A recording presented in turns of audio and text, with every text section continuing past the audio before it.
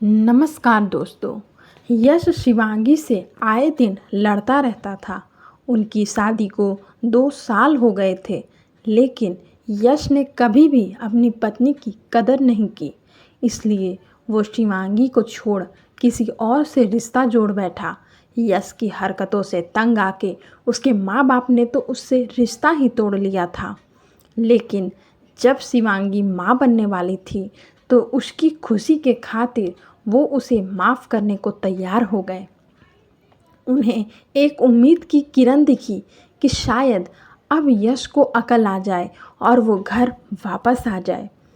जब शिवांगी हॉस्पिटल में दर्द से कराह रही थी तो उसके अंदर के सारे दर्द आंसुओं में बह गए। कुछ देर बाद जब सबको पता चला कि शिवांगी ने प्यारी सी बेटी को जन्म दिया है तो सब बहुत खुश थे, लेकिन यश उदास था क्योंकि उसे बेटा चाहिए था। जब वो बच्ची से मिला तो उसे देखा भी नहीं और शिवांगी को हाथ में तलाक के पेपर थमाकर वहाँ से जाने लगा। ये सब देखकर उसके माँ बाप ने कहा, तुझे तो कहीं जाके डूब मरना चाहिए। जो अपनी औलाद को नहीं अपना सकता वो बाप कहलाने के काबिल नहीं है। लेकिन यश की सोच और दिल दोनों पत्थर हो चुके थे। जो कोई उम्मीद बाकी थी वो भी टूट चुकी थी। जब सब बच्ची को लेकर घर आए तो शिवांगी का भाई सब सच जानने के बाद उसे लेने आया, लेकिन शिवांगी ने जाने से मना कर दिया।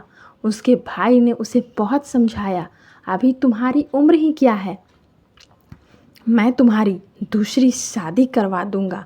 लेकिन शिवांगी अपना फैसला कर चुकी थी। इस घर को और अपनी बेटी को छोड़ मैं यश की तरह गलती नहीं करूंगी। यश के माँ बाप दोनों ने शिवांगी के आगे हाथ जोड़े और अपने बेटे की गलतियों की माफ़ी मांगी। आज शिवांगी और यश की बेटी रिया 10 वर्ष की हो गई है, लेकिन यश एक बार भी अपनी बेटी से मिलने नहीं आया। अपने बेटे की इन हरकतों के कारण उनका डूब मरने का दिल करता है, लेकिन शिवांगी और रिया की हंसी और प्यार से वो फिर से जी उठते।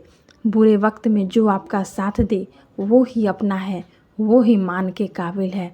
ऐसी प्यारी सी कहानियों के लिए मेरे चैनल को लाइक, शेयर और सब्सक्राइब करें। मैं आपके सामने ऐसी ही प्यारी प्यारी कहानियाँ लाती रहूँगी। धन्यवाद दोस्तों।